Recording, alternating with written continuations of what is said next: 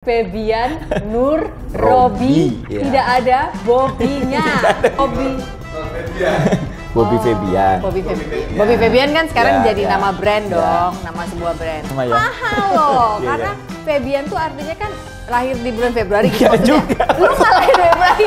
Kalau nggak ada yang namanya Bobby Febian ini, tidak akan ada yang namanya Pongki Jikustik. Aku lihat secara teknik, secara kemampuan, secara segala sesuatu lah, Pongki menurut saya one of the best. Hai penonton Sofinafi Talks, menjelang akhir pekan Jumat Agung dan Paskah, saya punya narasumber yang sangat penting dalam kehidupan keluarga kami. Bobby Febian, singer-songwriter, lagu-lagu rohani yang awalnya adalah vokalis formasi Jikustik pertama sebelum Pongki masuk ke dalam band itu di awal karirnya. Bertahun-tahun kemudian lagu ciptaan Bobby justru menjadi lagu pertama yang kami nyanyikan sebagai suami istri ketika melayani di ladang Tuhan.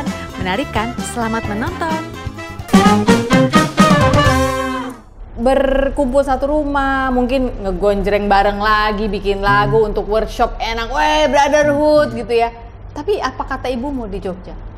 Oh, kalau orang tua saya waktu itu sangat support banget karena Nggak kan lihat living conditionmu nggak? gini, papa mamaku tuh kan udah lebih rohani dari saya. Cara berpikirnya lebih pokoknya lebih anak saya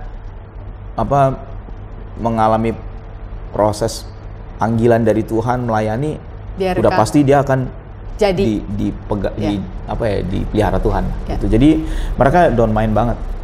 Jadi mereka nggak pusing. Padahal kamu sama orang sekali. pertama kan, maksudnya the first in Iya. the family, terus udah gitu merantau pula, nginep Dulu di kan, rumah orang ya pula. dulu kan berpikirnya karena tinggal sama Frankie makanya mereka secure. Oh, anak gue udah ikut artis top gitu. Dia nggak tahu gue tidur di lantai. Mungkin baru kali ini dia tahu. Iya. tapi ya, itu kan zaman dulu. Zaman sekarang coba kalau anak kita mau ikut artis top juga kita pasti satu alis naik mikir. Zaman sekarang kan betul. kualitas manusianya udah berbeda ya, Bob. Iya, Coba betul. sekarang tiba-tiba anak lo suruh ikut pesenam ritmis top gitu, lo kasih nggak? Iya, Gemma? belum tentu sih. Belum tentu. Belum tentu, Itu belum tentu. makanya jadi kayaknya waktu itu keadaan juga Tuhan pegang semua sehingga saya lagi bentuk gitu. Iya. Jadi nggak ada yang protes, nggak ada yang apa gitu ya, Bu. Waktu saya mau berangkat ke Jakarta, saya bilang sama papa saya, "Pak, aku kayaknya mau ke Jakarta nih, aku mau pelayanan di Jakarta." Oh, papaku bilang gini, "Oh, nggak apa-apa. Tuhan juga sepertinya udah kasih peneguhan di hati papa gitu. Kamu pergi aja." Gitu. Jadi direstui, dirilis saya dengan baik. Oh, jadi kamu perginya nggak ada beban ya? Nggak ada beban sama sekali, benar-benar kayak pergi in blessing gitulah. Apa bedanya, Bob? Menulis lagu, katakanlah duniawi sekuler, dengan menulis lagu yang kamu tahu akan impact kehidupan banyak orang karena berbicara tentang kebaikan Tuhan? Yang pertama kalau kita bicara tentang penulisan lagu-lagu sekuler, lagunya itu kan kita bisa karang-karang aja. Artinya ya memang pada dasarnya semua lagu yang jujur pasti akan powerful. Tapi kan kita nggak ada beban kalaupun kita ngarang-ngarang yang Tema yang kita tema-tema yang inginkan. itu kita nggak terlalu pusing. Tapi kalau di rohani itu memang gini loh, ada sebuah kerinduan, ada sebuah beban di mana gue sebagai penulis lagu, lagu ini harus jadi berkat gitu dalam tanda kutip ya. Bahasa kita jadi berkat, tapi sebenarnya lebih harus nyentuh hidup orang sampai orang tuh benar-benar sampai kayak iya ini gue ya gitu. Nah itu I'm seen. itu harus benar-benar kayak ya kamu harus lewatin itu gitu. Kamu benar-benar menulis lagu-lagu yang benar-benar kamu lahir dari kamu gitu. Kalau di Alkitab kan ada Daud itu bisa nulis puluhan pasal karena dia mengalami apa yang dia nyanyikan. Karena pada dasarnya worship adalah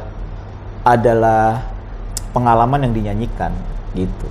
Jadi kalau kita bisa menyanyikan pengalaman-pengalaman itu, mengemasnya jadi lagu yang baik, itu pasti lebih tajam gitu ke hati, ke jiwa orang.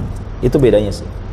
Gini, menulis lagu agar bisa sampai ke hati orang, tajam, ada impact, orang itu merasa dilihat oleh yang menciptakannya gitu ya. Kan itu sebenarnya goalnya seperti itu. Tapi kan itu nggak gampang ya, Bob. Maksudnya begitu ada ide, terus mau dituangkan, belum lagi batasan-batasan yang diberikan oleh teman seband, produser mungkin saat itu, label, menghantarkan itu sampai goal tuh loh, Bob. Itu mentalitas apa yang harus seseorang punya? Kebetulan sih memang sebenarnya ini enaknya ya kalau di Rohani itu pada saat kemarin ya, saya pada saat waktu pengalaman saya menulis lagu, karena emang aku tuh diberi kayak kebebasan penuh. Semuanya itu nurutin saya. Pada saat One Way itu? Iya, kemarin. jadi aku mau bikin lagu apa aja asal itu enak, ya udah dikerjain sama mereka. Mereka pasti nggak akan komplain, ini ganti dong liriknya, nggak akan kayak gitu. Nggak kayak gitu. Jadi teman-teman mereka semua sangat respect banget waktu aku nulis lagu. Mereka nggak akan ikut campur dalam merubah lirik lah, merubah melodi, mereka nggak akan. Termasuk apalagi produser, karena produser paling akan ngomong, kayak lagunya belum ada yang kuat nih, boleh bikin lagi nggak 1-2 lagi gitu. Cuman gitu doang, tapi mereka nggak sampai yang kayak di sekuler kan, sampai yang mungkin kayak ini chorusnya nggak enak nih, tuker dong, ganti dong gitu misalnya. Kalau di Rohani so far sih belum sampai kayak gitu. Sampai saat ini juga masih begitu, Rohani? Masih begitu. Dan itu terjadi pada semua musisi Rohani lain yang kamu saya kenal? Nggak tahu. Saya nggak tahu. Siapa tahu kamu udah pernah nanya. Saya nggak tahu. Tapi pernah sekali, cuma kayak kasih suggestion aja. Bob, ini kayak ujungnya kalau di lebih simpel gimana? Oh, tapi kan saya tahu secara teori nulis lagu, oh ya ini terlalu complicated, saya ganti. Tapi nggak sampai yang tidak ada intrik lah gitu istilahnya. Sangat sampai ngegolin itu lagu ya. Gak ada masalah. Apalagi sekarang ya, yang dimana kita semua udah jadi produser pada diri kita sendiri, jadi doesn't matter. Iya, sekarang kan easier untuk membuat sebuah karya. Betul. Digital platform ada di mana-mana. Iya, One Way dulu sangat oke. Sekarang juga, apalagi sekarang kita kan kerjasama dengan banyak arranger. Mereka nggak pusing sama sekali sih. Gitu ya? Oh wow, menarik ya. Tapi pakem-pakem menulis lagu seperti biasanya orang sekuler tetap masih terpakai. Basically kan sama aja. Secara teori kan basically sama aja. Bait, ya kayak gitu sama aja. Cuma mungkin lebih ke wordingnya aja ya. Wording kita. Nah itu kan yang harus ada kita merasa dirangkul, ada yang ngasih tahu kita words-nya harus apa. Nah makanya kalau itu lahir dari sebuah pengalaman, kayak misalkan gini. Ketika saya ngerasa bahwa, gue tuh lagi ngerasa bahwa gue tuh bukan siapa-siapa, terus gue tuh ngerasa memang semuanya ini karena Tuhan gitu. Ya jujur, kalau saya lihat diri saya sekarang, maksudnya bukan penyanyi sekuler yang, ya maaf ya, kalau Rohani itu kan kita terbatas, dalam arti diundang juga nggak mungkin ngomongin tarif, ya kan? Ada lah waktu-waktu tertentu, tapi kan sangat jarang sekali. Diundang nggak pernah ngomong tarif, Bob? Iya, kalau di dunia Rohani? Iya, nggak pernah ngomong. Maksudnya 90% kita tidak akan ngomong tarif. Oh. Karena mostly kan kita ke gereja, kecuali mungkin acara Christmas kantor apa gitu, company apa, nah baru kita bisa ngomong. Tapi kalau kayak gereja, Kak, ini agak sulit kita gitu.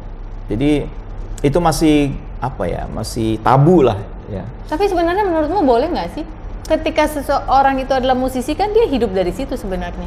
Kalau mau dilihat dari angle itu ya. Iya, betul. Makanya ini cara pandang yang berbeda. Jadi kita mandang dari sini, orang mandang dari sana. Kalau kita mandang dari sini, saya setuju, memang harus. Karena waktu yang dikorbankan, kemudian potensinya, talentanya itu memang harus dihargai. Iya dong.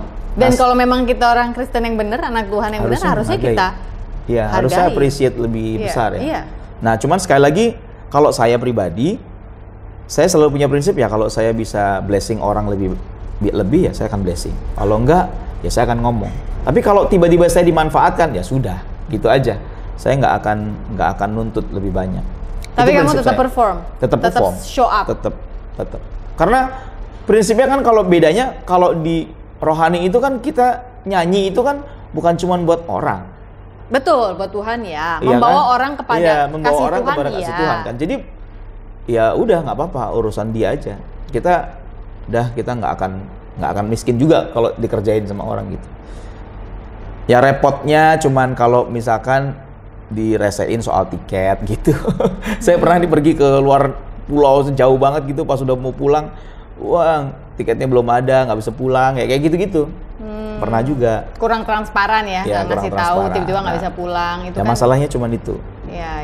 Dan disitulah letak kembali menaruh iman kepada Tuhan bahwa kamu akan dijaga ya, dipelihara. Betul. Ya? Itu satu. Yang kedua, disitulah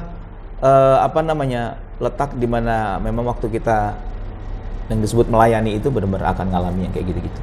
Menarik ya kalau kita melihat dunia melayani dalam bidang musik. Ya. Mungkin teman-teman sudah terbiasa melihat ketika dia hamba Tuhan, dia pendeta, dia penatua, dia diaken gitu ya. Ya. Tapi musisi ini juga adalah departemen orang-orang yang membawa orang kepada Tuhan juga. Lalu bagaimana dengan mereka? Apakah hidup mereka terpelihara? Speaking of terpelihara, aku tahu Bobby pernah kerja di sebuah label musik rohani, benar ya? Selama berapa tahun jadi A&R di label tersebut? 7 tahun mungkin ya. Oh lama juga ya? Lama. Berarti kamu ngantor? Iya ngantor. 2005 sampai 2012, hampir 2012, 6 tahun lah. Berarti udah nggak ada lagi labelnya? Labelnya juga udah nggak ada. Udah nggak ada?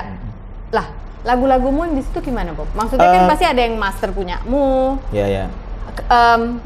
What are you doing with it? Kan saya bicara dalam konteks ini nih teman-teman. Sekarang ini kan semua udah di digital. Kita harus own ya. Kita harus memiliki dan memelihara milik kita yang dulu ada di bahasanya analog itu. Kita ambil, kita digitalize. Kalau zaman dulu notaris itu ngurusin tanah yang di bawah. Menurut saya zaman sekarang itu lawyer itu juga harus ngurusin apa yang ada di cloud karena sekarang kan semua ada di cloud. Nah, udah di cloudin belum? Sebagian ada yang sudah di cloud, yang memang itu punya saya. Tapi sebagian ya memang harus diurus, harus dimintain izin. Kalau misalkan agak mentok, ya saya reproduce lagi. Lagu-lagunya lagu-laguku juga kan. Jadi nggak ada masalah sih. Sebagian lagu-lagunya memang udah direproduce dan udah dimasukin ke ke digital. Karena kan sejatinya walaupun kamu bilang saya dipelihara Tuhan, saya pelayan Tuhan, tapi kan tidak mengingkari bahwa semua hasil kerjamu musik itu juga adalah talenta dari Tuhan yang kamu juga bagianmu juga harus memelihara itu gitu kan. Jadi can you live off pendapatan dari musik rohani ini kalau menurut Bobby untuk ngasih makan anak istri misalnya? Enggak, ini gue langsung aja nanyanya karena banyak nih teman-teman yang saya juga musisi rohani Kak, saya gimana cara hidupnya gitu? Iya, memang kalau kita hanya mengandalkan karena industrinya kan beda ya, industri rohani sama, kita bicara industri dulu industri musiknya itu kan beda, artinya jauh lebih kecil lah dibanding kalau kita sekuler ya. Karena kalau industri itu kan nggak cuma bicara soal bikin musik terus bikin single keluarin digital, kan nggak cuma itu. Dia bicara tentang ada off air, ada promo lah segala macam itu. Bagaimana supaya dipasang di playlistnya si Spotify misalnya gitu ya. Jadi secara keseluruhan itu tetap secara value tetap akan lebih kecil daripada ini, dan ya memang harus diakui nggak gampang. Kalau saya kebetulan puji Tuhan ya, artinya banyak pelayanan yang mensupport, artinya banyak diundang orang lah ya. Oh, so far masih dari situ masih ya, the biggestnya masih tetap di situ. Ininya ya income-nya tetap ada di situ. Walaupun jujur pengennya sih, cita-cita saya sih pengen punya sesuatu yang lain yang supaya nggak bergantung sama itu.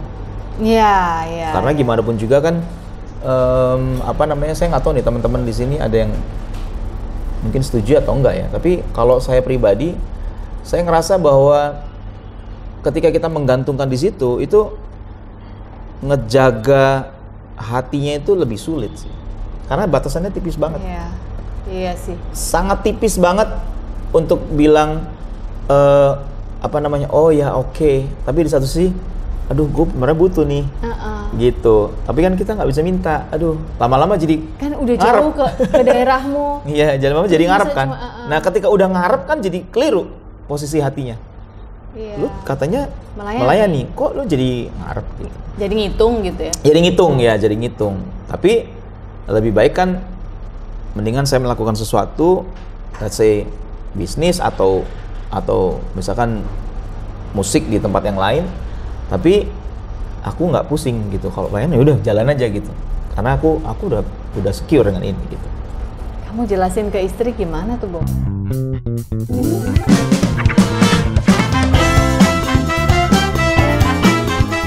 Istri saya sangat ngerti banget. Memang awalnya kita ditolak, maksudnya saya nggak disetujui lah ya. Aku tuh banyak bikin salah dalam kehidupan. Saya sadar saya punya kekurangan di Disiplin. disiplin. Bukan tentang dia punya apa, tapi menjadi laki-laki itu tentang seberapa cepat dia bisa bangkit waktu dia tuh jatuh. Saya pernah ada di suatu masa di mana kayak disorientasi gitu.